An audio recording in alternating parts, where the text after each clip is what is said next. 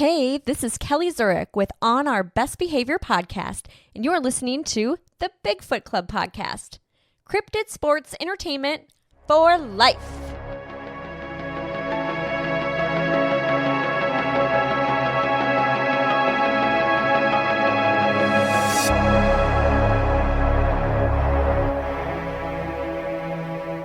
Hey everybody, Bigfoot Club, Bigfoot Bob. I'm here with my nephew, Skookum Steven, Season 7, Episode 11. How are you doing? What's going on, man? Hey, we haven't done a show in a while. Yeah, and we definitely haven't done a show where it's just you and I. Yeah. Mm-hmm. I did a show yesterday with Kelly Zurich on Our Best Behavior episode. So that was pretty fun. Yeah, I was not on that show because I was at a lame party. Whose party were you at? Let's just say it was like an event that we had to go to. I will not say for what job, but I was. So it's either your job or Blair's job. It could be, yeah, you never know. It could have been your job. Or it just could have been this party. It just could have been a party, Right. but we were promised burgers. Then what happened? And I was really in the mood for a burger, especially like on the grill. On the grill. Those taste great. And this particular event, they did burgers there one time, and it was amazing. There were amazing burgers. So you're looking forward to it. I was really looking forward to it. We even stopped at Sonic to pregame. We got drinks, some appetizers, and Blair was like, you should get those little junior burgers and stuff. I go, nah, I'm saving myself because I want to get the actual burger there. And I'm like, oh, okay, cool. They had fucking tacos. And I love tacos, don't get me wrong. Yeah. But in my mind, I'm like, okay, I'm getting burger. That's good. Their burgers are good. That's the only reason why I'm going to this event. Yeah. And yeah, they didn't have burgers, so I was pretty upset. Blair, I was letting Blair know every single time. I think even when you made it home, you kept telling her. So I did hear that part. I was like, hey, when we got here, I was like, hey, what were you doing between 7 and I was talking to Kelly, and after you said your whole spiel with that, I was like, yeah, during that time, I think I was like really heartbroken of not getting a burger. But yeah, that's what I did yesterday. What did you do yesterday? Well, this week I had another foot surgery. Yes. 3 weeks ago I had my left. Now I'm doing the right. Mm-hmm. So was it 3 weeks ago? Yeah. Dang it! I don't know why I felt like it was longer than that. Yeah, it was 3 weeks ago, and then I had it. This one was not that detailed as the other one, and it should have been like not as much. But I bled even more on this one, and it was in a lot of pain too. The last couple of days. Not today. I don't know why, but it's not today. But I see you wearing shoes. Yeah, I was able to take off the bandage today and put a Band-Aid on. Put it, put some Neosporin. So it's good. It's feeling good right now. So when do you know when you're going to do it another? Because you're supposed to have another surgery. I have another appointment. I think in about a week, and then once we do that, I think we're gonna set that up for the other one. So I got 2 more to go. So I'm not looking forward to it, but I got to get it done. Yeah. So you're crazy, man. But yeah, I did a show yesterday with Kelly Zurich, and we talked about single parents because she was a single parent. I was a single parent with you whenever you were younger, so so I could talk about that. So yeah, but good episode. Yeah, I thought it was good. We were trying to go 30 minutes, but I think we went 45. I should have just done 2 hours. I know. But it was really good. We had a good time. She had some good questions, and we just I think I'm gonna fill in like as a part-time co-host for her show until nice. Yeah. So I did the same crap again, dude. Yeah. That ice, man, on those cups are great. They are great. What you just heard was me spilling my drink all over my face. Yeah, I got those. I got these. What would you call that? A thermos? Yeah, kind of like a thermos. Mm-hmm. When I was working like a Yeti. Yeah, when I was working at Urban Tower, one of the companies there was decomming. They were decommissioning, and so that I grabbed some thermoses from that group called HealthSmart. I don't think they're a company anymore, but They're a company in my eyes. yes, me too, because they have really good thermoses. Yeah.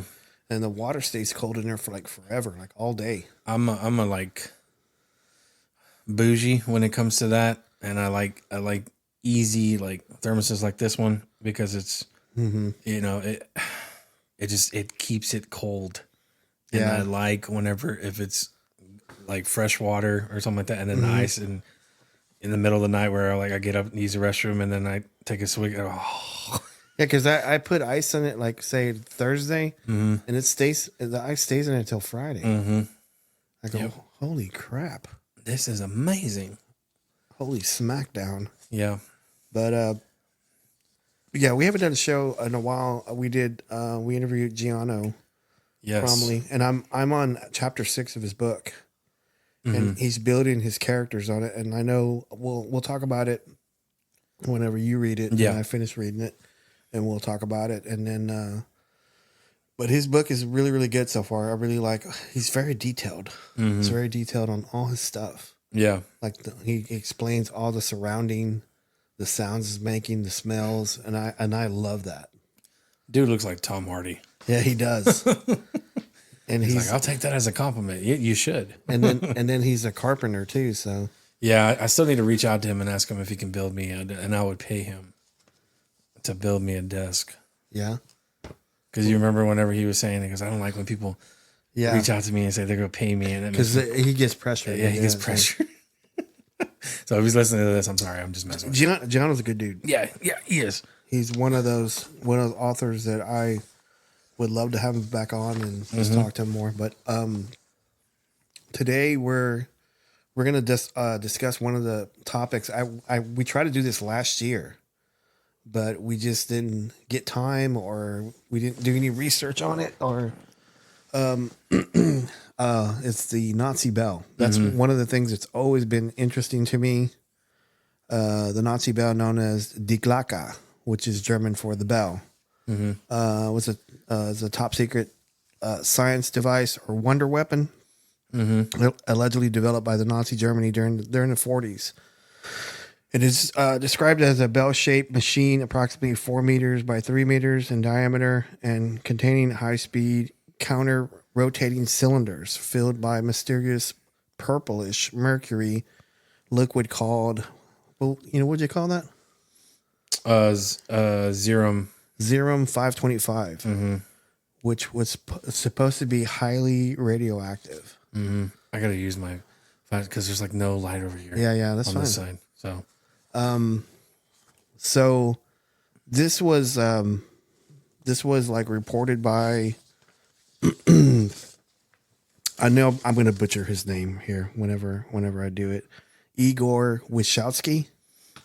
He's claimed to have discovered evidence about the Die Glocke back in. He was doing some research and a classified World War II documents by an unnamed Polish intelligence officer in 1997. So this was probably like from the 40s to 97. So whatever happened to the bell, or this Nazi bell, it was like a big gap. Like no one knows if it actually existed, or maybe this SS officer was just telling this Polish intelligence officer just guff so he could not get killed or hung or something. But I don't know. It's just like there's transcripts of interrogating a former Nazi SS officer, Jacob. I'm gonna butcher this one too. Sporenberg, who allegedly confessed to the war crimes trial and ordering murder about 60 people, and he knew the secret project. Wyshowski was reported to allow to only transcribe these documents without making copies, so he couldn't take pictures of it. And notable figures such as Kurt DeBlus, Warner, and Warner von Braun, the Walter Gerlach, the research in such project organizations as the Waffen SS division, mainly in Poland. I'm going to butcher this one too. Wenceslas mine. Yeah, Wenceslas mine. So Wachowski cited that, including the existence of the concrete ring structure dubbed the hinge near the Wenceslas mine, he suggested that he used it to tether the tower. So the bell was probably tethered on it. It's like a ring, like a concrete ring. Yeah. And I know there's like I've read somewhere else or I saw some documentaries where there was some concentration people saying that they would actually see this bell flying, and it was like giving off a purplish or bluish hue whenever it was doing it. So a lot of people think there's like conspiracy people who think that this is, or they were saying that it's either like a anti-gravity device, or it was centrifuge for uranium, or it was a time traveling thing, or there's lots of different theories on it, and I've read it and I've always been fascinated by it. Yeah. So I wanted to know what you thought about it so far.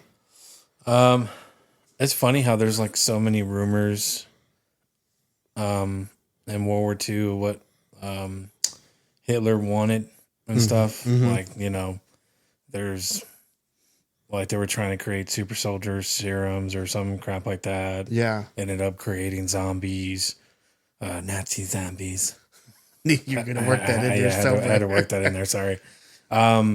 And then there's like, the famous, what we love comic book character, Hellboy. Hellboy, yeah. Which, they were trying to open up portals. The occult. Or inner dimensions or whatever.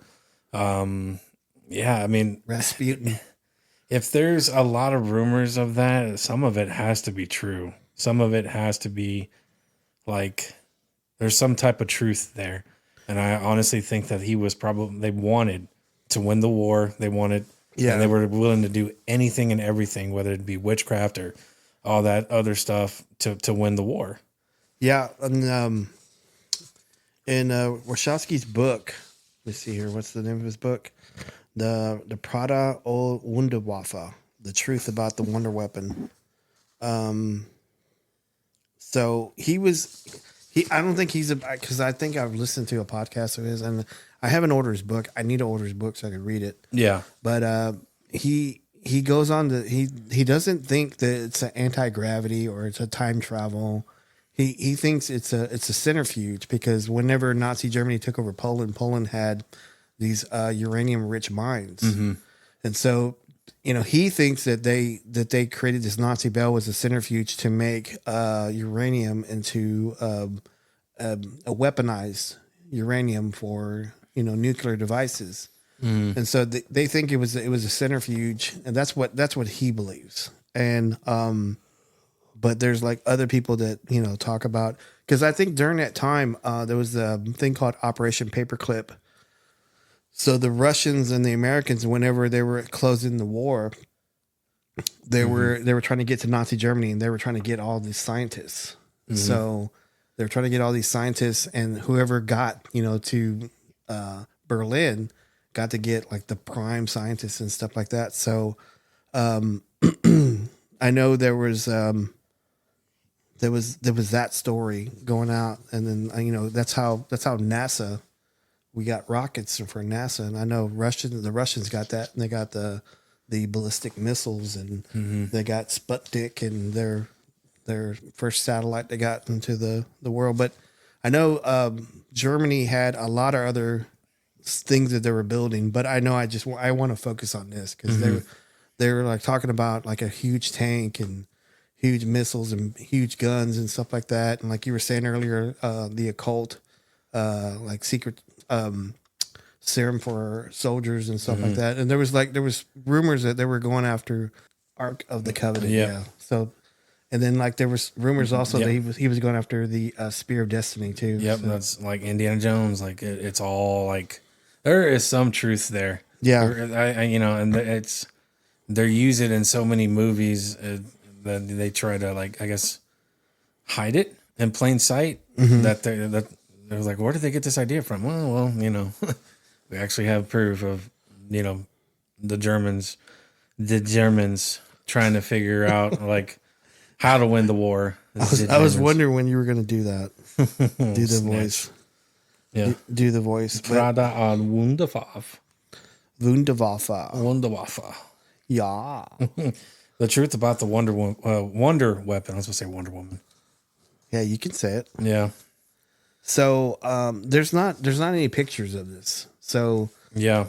Igor got to see this paper. It's his word saying it, that he saw these documents. When he wasn't able to take pictures of it, he wasn't able to make copies. He was only able to transcribe whatever he read or saw. That makes sense. Yeah. So the survivors reported witnessing a bright bluish light emitting from the device during tests. Wachowski claims that rests heavily on these declassified documents, interviews, physical site observations, and no independent verification or physical evidence of Die Glocke has been produced. Mainstream historians consider the story speculative and pseudoscience. So, there's not too many people who, I haven't seen it, that were people who like throw him under the bus and say he's lying or anything like that. But, I think he keeps his story grounded. He keeps his story grounded on that he thinks it's a centrifuge and they were trying to do, nuclear stuff like that. So, I don't know. Shape of the bell. Yeah. It's, because I'm not good at the meter stuff. 3 by 7 by 4 by 6 meters, 12 feet by 15 feet tall, and it's 9 feet in diameter. So this thing was pretty big. Yeah. Made from hard metal, heavy metal. The device reported contained 2 high-speed counter-rotating cylinders filled with purplish mercury liquid called, how did you say it? Zerum, yeah. Serum 525, which was highly radioactive and stored a lead-encased thermos flask about 1 meter high, in addition to materials alleged involved, including thorium, beryllium peroxides, and referred as to light metal. Like a metal? Yeah, light metal. The bell was said to have a rugged cast iron surface and was suspended by a large chains to secure base facility, glowing and generating a mirror-like field when activated. Wachowski suggested it emitted strong radiation and created a zone of effect extending like 150 to 200 meters around it, causing biological and physical anomalies such as bleeding, coagulation, and plant decomposition. Mm-hmm. The device was alleged developed and tested around the facilities near Wenceslaus mine in Lower Silesia, Poland,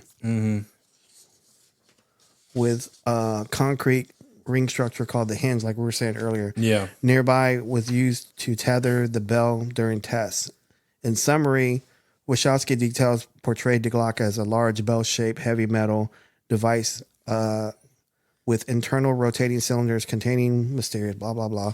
So that was like the deal on it. So if it has a hinge on it, because like if it's outside, because this hinge is outside, because it's actually visible. Yeah, you can actually Google Earth it, and it's visible. But if it was a centrifuge for uranium, why have it outside? You'd have it like deep in a mountain where it's protected or not seen through like B-52 bombers could see it or take photographs of it. Because I know back then they were doing a lot of stealth stuff. They were trying to do like recon and all this stuff. But why have it in the open if it's a centrifuge for uranium, right? Yeah. So I'm thinking if they had it out in the open, and it was probably like an anti-gravity, like maybe they were going to build those and put them on a plane or make them superior or something. Yeah. What do you think? Yeah, no, I agree. Like I said before, they were going to do anything and everything to win the war. If this is true, then yeah, I think they were trying to make it to where they could use it as an advantage, because they know that we wouldn't have it, or any other country would have it. Yeah. So yeah, they were going to try to figure out how to make it with their planes, if it was an actual weapon, yeah, I wholeheartedly agree that was their intentions of using it to win the war. So there's a rumor about the Black Forest in 1936. Yeah, the story the story of the UFO incident in the Black Forest near Friedberg, Germany, dates back to 1936 rather than 1938. According to various conspiracy theories, UFOlogy accounts, a flying saucer allegedly crashed in the Black Forest area in 1936. The Nazi SS reportedly recovered the craft quickly for research purposes. This incident is linked to Nazi efforts to reverse engineer alien technology, which supposedly contributed to secret projects such as the Hananbu flying saucers, advanced aircraft designs inspired by the alleged extraterrestrial technology. These narratives suggest that the Nazis combined the recovered UFO technology with occult knowledge, particularly from groups like the Vril Society, to develop advanced propulsion systems and secret weapons. While these claims are popular in conspiracy and science fiction circles, there's no verified historical evidence supporting them. The stories often connect the Black Forest incident with broader Nazi UFO myths, including underground bases in Antarctica, which I've heard. Yeah. Experimental aircraft developed during World War II, which is actually on an episode of the X-Files. Right. So, yeah.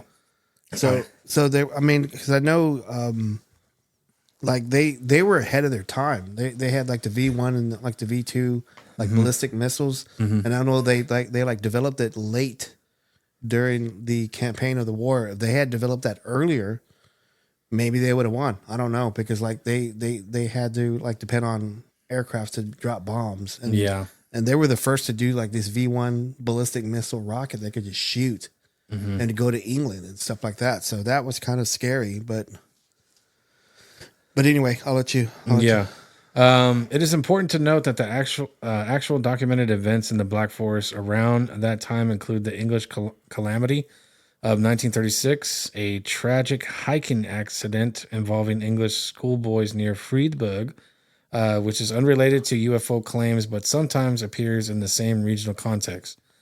In summary, the 1938 Germany UFO Black Forest story likely refers to the 1936 alleged UFO crash in the Black Forest near Friedberg, which Nazi Germany supposedly recovered and studied as a part of a secret advanced technology projects. However, these claims remain within the realm of conspiracy theories without solid historical proof.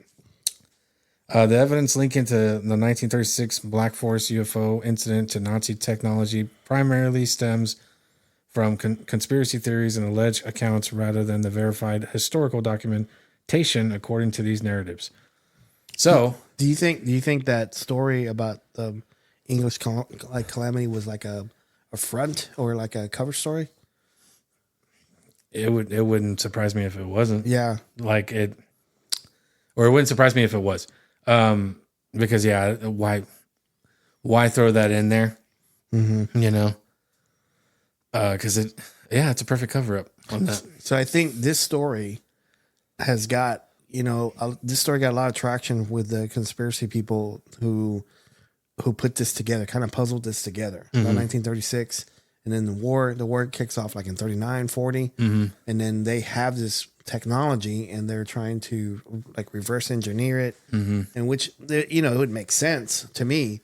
But I love that story. I love this. Whoever pieced this together was that's a great way to come up with a conspiracy or something. Yeah. So I agree. So I guess what these narratives they're talking about is a flying saucer reportedly crashed in the Black Forest near Friedberg. I don't know why I got to say it like that every time. I know. In 1936, the Nazi SS quickly recovered the craft and its occupants. I like how they put that on there. Yeah. Transporting them to a secret facility for dismantling and reverse engineering. The recovered technology was allegedly combined with occult knowledge and psychic information channeled by groups such as the Vril Society. This fusion supposedly led to the development of advanced Nazi projects, notably the Honnubu flying disc. Yeah, it looks like a saucer. Yeah. It's like a hovercraft or something. I mean, if you ever look it up on like YouTube, Yeah. it's kind of wacky looking. Which featured anti-gravity propulsion and could reach extraordinary speeds with heat-resistant armor. Wow. Some researchers claim that this incident catalyzed a surge in Nazi technological Jesus Christ advancements, including the V1 and the V2 rockets, suggesting a connection between the crash and these breakthroughs. Further claim link the Black Forest crash to secret Nazi bases in Antarctica and ongoing space efforts, with some alleging German lunar missions as early as 1942, though these remain unsubstantiated. The Nazi Bell, was it Die Glocke? Die Glocke. Die Glocke project, involving a mysterious bell-shaped device with alleged time and space-bending capabilities, is sometimes connected to these broader narrative of Nazi UFO technology, implying a continuum of secret research derived from extraterrestrial technology. Wow. So yeah, that stuff is like I was saying earlier, it's like a conspiracy, like heaven, to piece this together, which I think is very intriguing, and I think it's covered on Project Blue Book. Yeah, you know what? I keep telling myself that I need to watch that, because like I said, I'm watching X-Files, and I need to pick off where I left off again because I've been watching other shows. But yeah, there's a lot of UFO, obviously, paranormal stuff, and just like what I told you, and you said, I go, yeah, you need to watch the movie. I go, how there are so many bug species in this world that they still haven't found, and they're finding it. And what if bugs are just, creatures from aliens that they send to Earth to, spy on us in a way, like the praying mantis, how it looks like a alien. Yeah, it's only bug that can turn its head. Yeah, and I'm just like, holy crap! And it can defeat stuff like 5 times its weight. Yep. So and it's scary because I'm like, wow. Cockroaches is another thing too. Ants, they're just they're the bugs. Aliens are bugs of the universe. Would you consider an octopus like a bug of the ocean? It's possible. Or any of the, because it doesn't have any bones. It doesn't. And any of like sea creatures too. I mean, I guess. Yeah. Because there's how many times have you heard like The Abyss? How great movie. Yeah, the aliens are underwater and stuff, and we've heard instances where like a ship comes out of the water and takes off. Like, what is it doing in the water? What the hell? I forgot where it's at, but there's a part over in Mexico where there is you can't look it up on Google Earth. I wish I remember the name of it, but there's an area where these ships are supposed to be coming out of the ocean, and like in Mexico on the east coast of it. And there's a part of, I think, Google Earth that just you can't see it. Really? Yeah, they won't pull it up, or I don't know, they're protecting it or something. I gotta find it. Now it's bugging me now. Now we gotta act out the scene from Signs. Hasta la lista, hasta la west. It's behind. And then boom! Oh, move, child, vámonos. So dumb. Yeah, it traumatized me as a kid. So this next story is the Keckenberg incident in Pennsylvania. That one was this one is like okay. So a lot of people think like the Nazi bell was like a time machine, or like it could open portals or something. So this one would kind of got pieced together with this. A lot of people don't put it together, but I do. I kind of put it together. So you want to You want to read that part? This is in Pennsylvania, right? Yep. Okay. So the Kecksburg incident occurred on December 9th, 1965. You weren't even born yet. Nope. In Kecksburg, Pennsylvania, when a fireball was seen streaking across the sky by thousands of people across 6 U.S. states and Canada. Witnesses described the object as a metallic acorn-shaped craft that appeared to crash in the nearby woods. Eyewitnesses reported that the object seemed to move in a controlled manner before descending, and some claimed to have seen it smoldering in the woods. The U.S. military quickly arrived, condoned off the area, and reportedly recovered the object, but no official explanation was given at the time. Local volunteers and firemen who searched the site found nothing, though many eyewitnesses dispute the official accounts. Theories about the object's origin vary widely. Some suggested it was a meteor bolide burning up in the atmosphere, while others proposed it was debris from the Soviet space probe Cosmos 96. Another theory is that it was an advanced secret human-made space device with re-entry control capabilities that failed. Some UFOologists and witnesses believe it was an extraterrestrial craft. The incident has been called Pennsylvania's Roswell due to the government's secrecy and controversy surrounding it. NASA examined fragments from the area and reportedly determined that they were from a Soviet satellite, but the records of their findings were lost in 1987.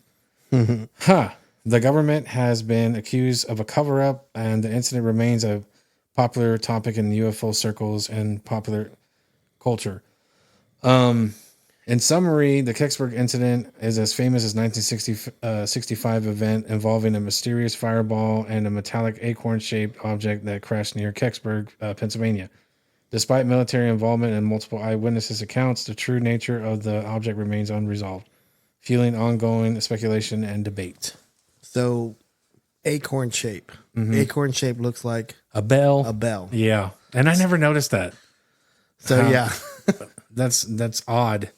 so there's speculation that Hitler and some of his top guys got in this bell, took off through time, and landed in 65 in Pennsylvania. But that's always going to be debunked because they found him.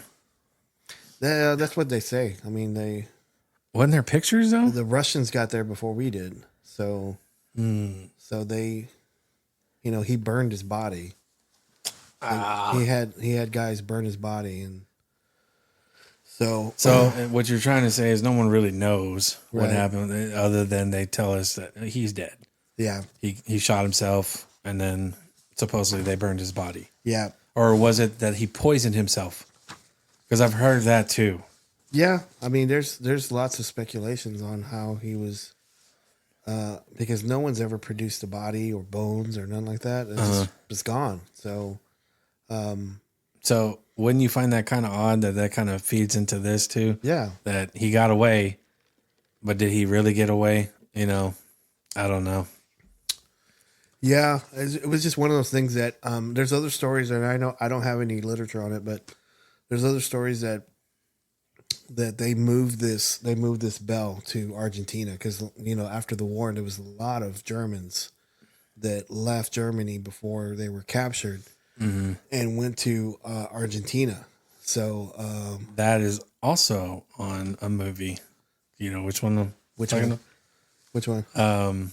X-Men First Class, Oh yeah. where Eric goes to Argentina Yeah. and he finds those officers that abused him and Yeah, Schneider and was it Winsenbauer? No, I forgot it. It was like Strudel. no, it was like it was Pig Farmer. It was like I forgot what it was. Schneider was a tailor, and I forgot what the. Anyway. But yeah, there's. I love how they incorporate that little pieces of history, like those little knickknacks of history there, and put it in like movies like that. And when you realize, you're like, oh yeah, I have heard that. Because I know, like you mentioned earlier, Hellboy. Hellboy does a lot Yep. of this occult stuff. there's stories upon stories. Even Captain America, First Avenger. Yeah. Like, Red Skull, trying to find something to win the war. And then they find, was it a Tesseract? Yeah. So it's just like, Germans were looking for it. And so, it's like everywhere in piece of media. And it's like, it's hidden in plain sight. yeah. But when you talk about things like, dang, you're starting thinking like, dang, I saw that in a movie, but it's a comic book movie.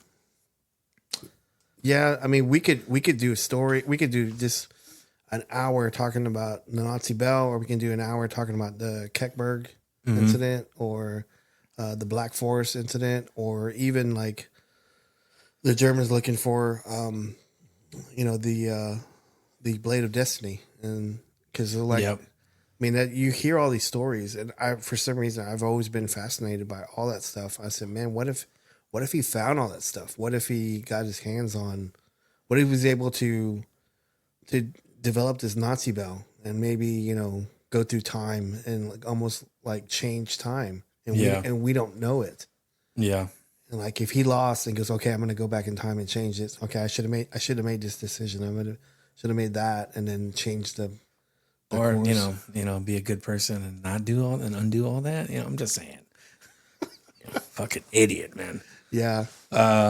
Yeah, no, I agree with you on that because, like, they were trying their best to win the war, and whichever see fit that they were trying to figure out on it. Yeah. Did you say whichever? Whichever. Is that even a word? Whichever. Yeah. Whichever. Whichever. I noticed that we kind of held back at doing like some of the German accents.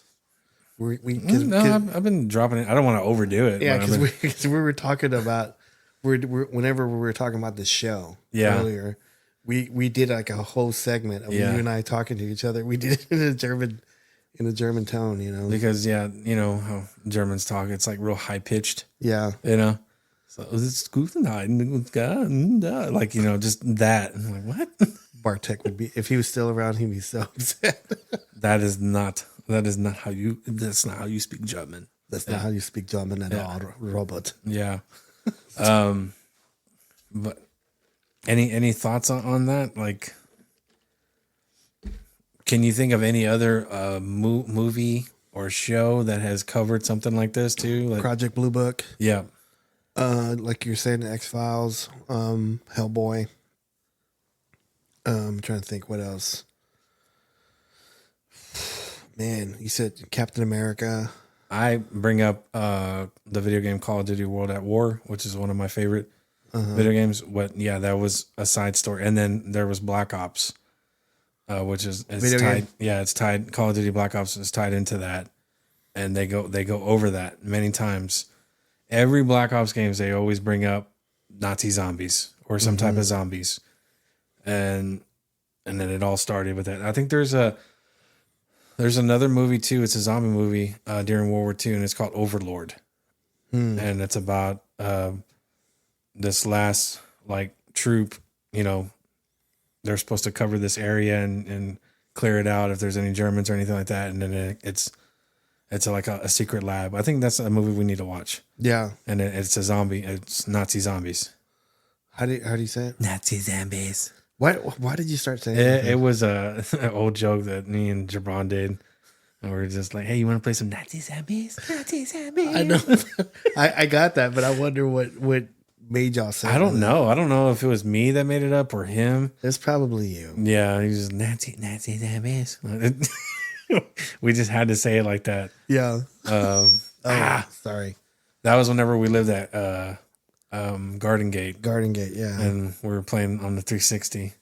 I go, hey man, sweet ass. You would come in the room and say, hey, I gotta go into work. Something happened. I go, okay, I'm just playing Nazi zombies. What? With my sweet ass macaroni. Mm-hmm. Oh yeah, the one that you destroyed the Xbox, the original Xbox.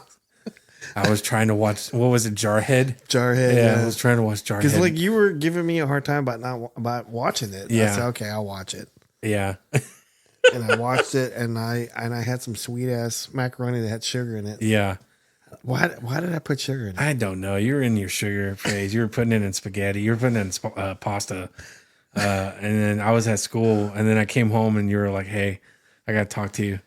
And you were like really like like I was in you trouble. killed something. Like I was in trouble. Yeah, I was like, what would happen? He goes, so I bought that for you anyway. Right? yeah, the first Xbox. Yeah. I think I saved up for that one. You bought me the 360. Okay. Yeah, for Christmas. Anyway, you were like, hey, I was trying to watch Jarhead, and I heat up some of that sweet ass macaroni. Like, okay. And then it just started smoking and it messed up. I go, what? Yeah. And then I turned it on and then it was I go, oh man. Yeah, I think the last game I played on it was Skate. Yeah, probably. Yeah, so That's so funny. which I was amazingly I was surprised I was actually pretty good at it. Yeah, you were. You just need to create Jesus on there and then play Even Flow. That's a TikTok reference. Yeah, TikTok reference. Explain this, atheist. Oh my god. So Yeah, Nazi zombies. yeah, Nazi zombies. So, but I wish I had more stuff to talk about on this. But to me, it's just always been intriguing. It's something I've always wanted to talk about, and I know I'm probably gonna buy Igor's book and probably read it, and then we can probably come back to it and talk about it again. But it's one of my, this story and Ingrid Cole. Ingrid Cole. Yeah. I was replaying the movie. My name is Ingrid Cole. Like, I just kept hearing it. My name is Ingrid Cole. Yeah, Ingrid Cole. Ingrid Cole, yep. He is a fascinating person. Yeah. That and this. Right I wouldn't even call him a person. Yeah. He's an entity. He's an entity, yeah. And that alone is terrifying. Yeah. You think he was part of the Nazi bill? Maybe. It's possible. I mean, Probably witnessed it. Now, a lot of those incidents that it said on there, too, that they crashed in the woods, you think there was Bigfoot around that? Pennsylvania? Yeah. Probably. So they got to witness that, and they were like, what the hell is this? Yeah. Well, they didn't probably say that. I mean, a lot of people correlate, Bigfoots and Aliens. and aliens and stuff like that. But, I've experienced some stuff in the woods that I can't explain. I don't know if it's paranormal. I don't know if it's UFO. Because I got really bad eyesight when it comes to looking up in the sky. Oh, yeah. And I've been in the woods with Kenny, the Marvelous Marv, and he swears up and down when we're out at the cabin in Kiamichi that he sees, like, he goes, look, Bob, he'll point up, and I can't see shit. Yeah. I go, Kenny, I can't see nothing. And he swears up and down that, we've seen, we've experienced some strange moving things, like in like the Oklahoma skies. Yeah. And I know there was some, let me see here, some medians that went out there. I can't remember their names. One of them has the name has Ocean in it. Joan Ocean. I'm probably getting it wrong. But whenever she went out there, she felt, before I think Kenny told her anything, she felt that there was multiple portals in that area. That's great. Yeah, there's multiple portals. And I do recall one time we were scouting an area, and we walked down this one trail, because there's multiple trails on this mountain or big hill, whatever, however you want to say it. Yeah. And there was this one tree, and it just stood out. I forgot, it was just a tree, and it had like these big old arms sticking out that was kind of lower to the ground. And this one arm that was going out and then up, and it had this big, huge fucking knot in it.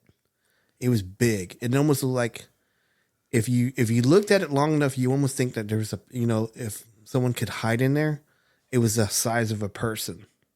Really? Like this big old knot, and it was wet, and it was like the rest of the tree was dry, but this one area was wet, like sap boiling out. And I had the strangest fucking feeling around this tree. And I bet if we go back out there to the Kiamichi on Ken's cabin, we wouldn't be able to find it. You said you remember that there was a trail there, right? Yeah, it was at the end of a trail, and it was right because, like, Ken's property is like right on like a ledge. If you go any further, it drops straight down. Yeah. So, and that you can tell you're getting close to the edge because like the rocks and the boulders and the ground were huge. Yeah. And so this tree was sitting among these boulders. Uh-huh. And I just had a really weird feeling about it. And Did you touch it? No, I didn't even try. So you didn't even feel like going up to it? I didn't want to get close to it. It just felt fucking weird. Like you almost feel like it was humming, but it wasn't. Mm-hmm. Like your body was vibrating a little bit, you know? And I go, it's just one of those feelings. You know how your ear rings? Yeah. And you can't get it to stop until it eventually stops on its own? Yeah. That's the way I felt. On both ears, my body, my chest. And it just felt like it was somebody in it, you know, because it was the length and shape of a regular person, but it was like fucking super swole. You think a Bigfoot could hide behind it? Maybe. I don't know. Maybe that's what you were feeling. Maybe. So I don't know if that's paranormal. I don't know if it's UFO. I don't know. So and then there's those theories too that Bigfoot are able to use trees as portals. Mm-hmm. That could have been one of them. You just didn't even know about it. Well, you felt something was off. But yeah, it makes me wonder if people go missing out in the woods like that they accidentally touch that tree or they walk across this realm or whatever and they don't even know it. And there was an area at the very end of that trail. Remember when we would walk down that big trail? Mm-hmm. And at the very end, the very bottom of it was that dam where we had that incident of that Bigfoot's like bluff charging us and kind of like grunting and kind of growling at us and stuff. Yeah. The very end of that, over to the right of it, was this field, and I always thought it was kind of odd too. It was like an open meadow. It was just an open meadow with really short grass. There was no trees, no bushes, no weeds growing there. It looked like someone's lawn, like someone had put like sod out there, and then really nice grass grew. And it was probably like, I don't know, probably like 80 yards by 50 yards wide, 50 yards wide, 80 yards long. It was just a big field. And I asked Kenny about that. And Kenny believes that some of the people in the mountain were saying that was a landing ground for UFOs. And that I guess that soil in that area was just like a regular, they would just land there all the time. So nothing grew there except grass. Wow. And so he told me that, and I don't think I ever told you that. No. I don't think I ever told you that story. I go, that's kind of odd, and they stayed like in the back of my mind. And so I don't know, it's just kind of weird. Yeah, that trail that we went to the dam, like I remember I went down there with y'all one time, and y'all were telling me, yeah, this is the area right here where it was. And I go, oh, okay. And that was when I just don't remember what was down there. Yeah. I know we made it all the way to the end because Kenny was like, well, we got to go back and start making dinner. I think when you went there, the guy that was the owner of the Kimichi community, his name was Abel something. It was like a Spanish name. Can't remember it. But he was going to build a dam. Mm-hmm. He was going to build a dam because I think there was a creek going by there, a little bitty river going by there because it's right next to the Kimichi River. Yeah. So it's probably like a runoff from the Kimichi River. And he was going to build a dam so people from the mountain could go down there and just kind of fish on the spillway. Mm-hmm. And so, but over to the right, like I was telling you, is that field I was talking about. Over to the right, and I think I looked at it a couple times. I go, man, that's weird.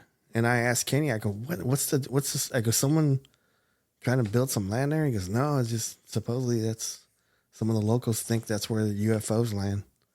I go, really? He goes, yeah. Is it pretty big enough for a ship? Yeah. You would think, like in your mind. Yeah, I was telling you, it's like 50 yards wide, and probably like 80 yards, deep. So it's pretty big. Pretty big area for maybe like a small craft or something. I don't know. Like an acorn ship? Yeah. Possible. Yeah. Possible. But anyway. It's true, though. So we're on 51 seconds. Really? Yeah. I feel like it was longer. Yeah. I feel like we expanded it out very well. Yeah. I think Are you okay? It's that damn ice, man. It It's loves like, you. huh? What? Is there anything that you wanted to talk about?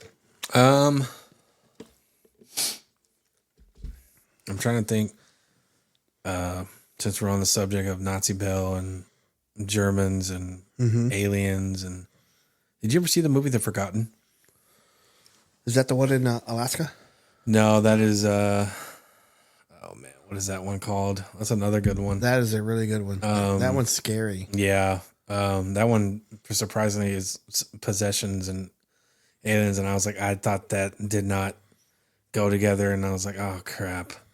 It's a fake movie, but they said it's based on true events.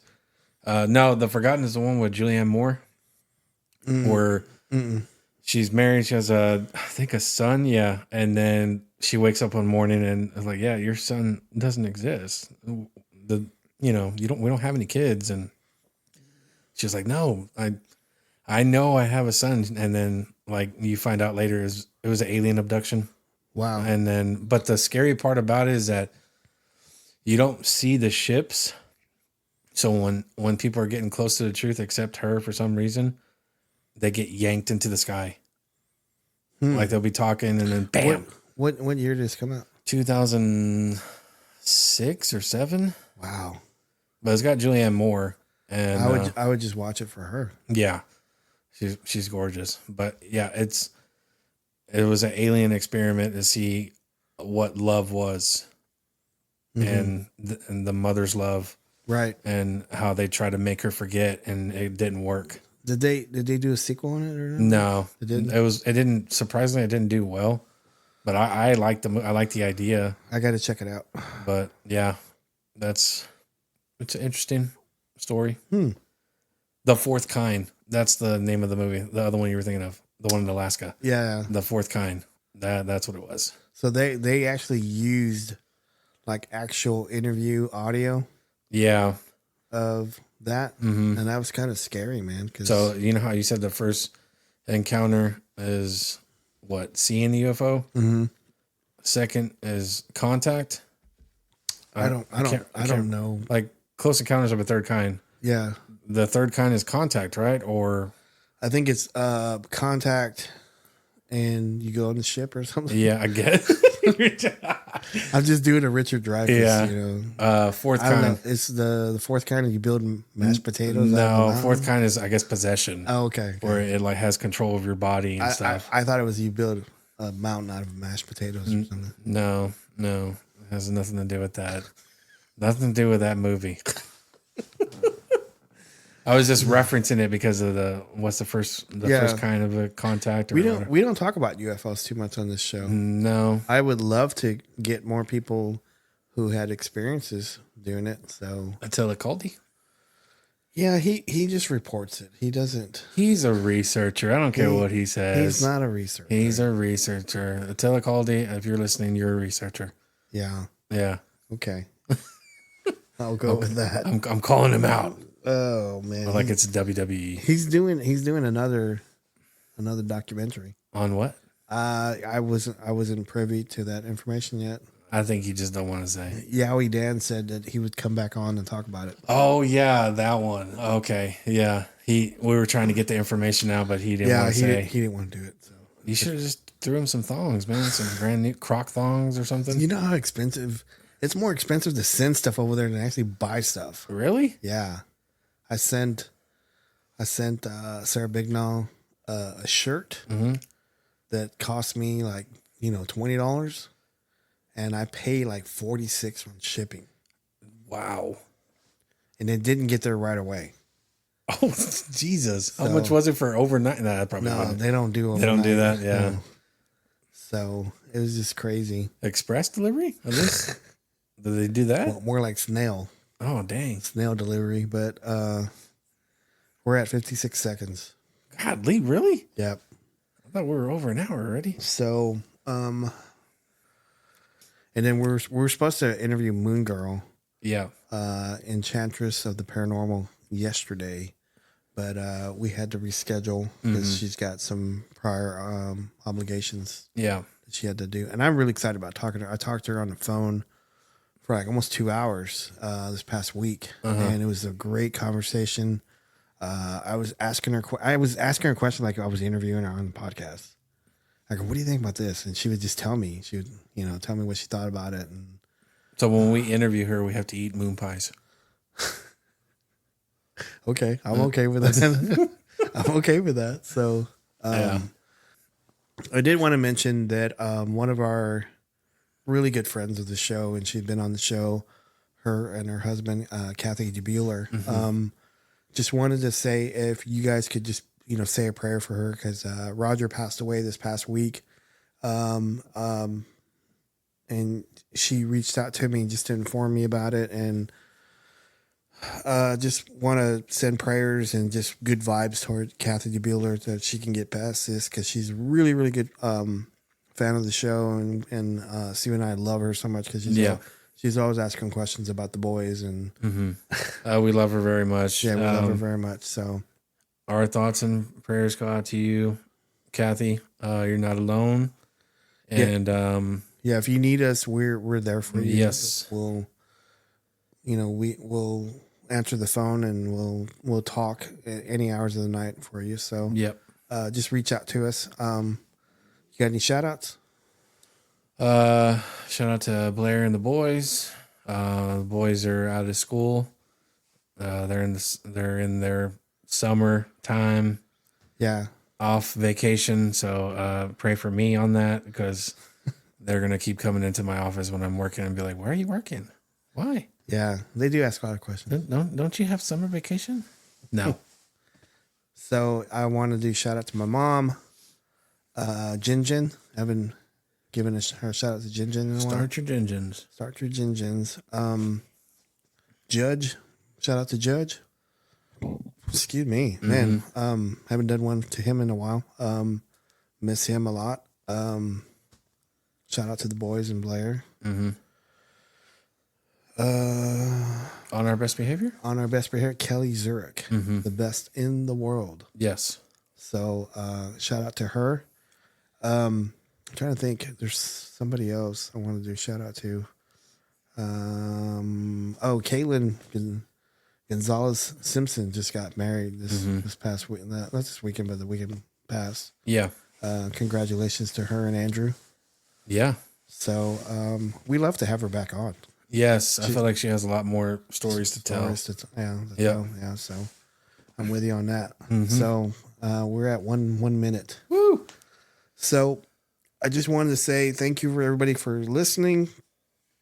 If you want to go out and just subscribe on YouTube, leave us a 5-star review, a comment, a follow. It really, really helps us out a lot.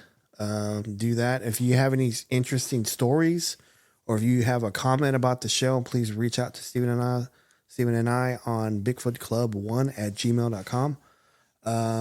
And just, follow us on social media. Is that Bigfoot Club the number one? The number one in the world. The number one at gmail.com. You know, that was done by Chris Collops.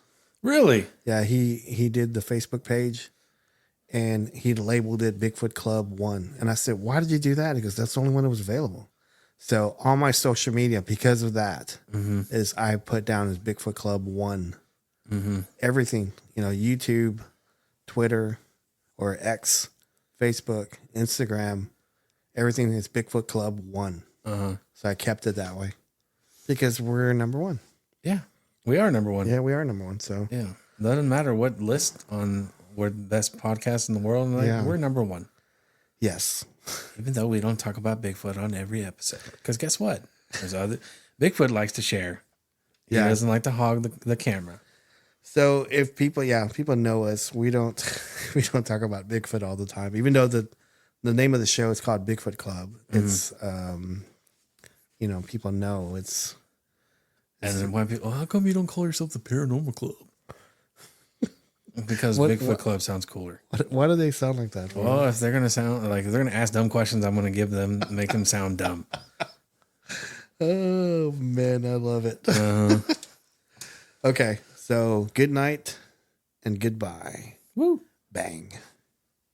If you are listening to us for the first time, thank you. If you are a regular listener, double thank you. Please subscribe, comment, like, follow, and give us a 5-star review. It really helps us provide quality content for you. If you have any stories you would like to share or concerns, please email us at bigfootclub1@gmail.com.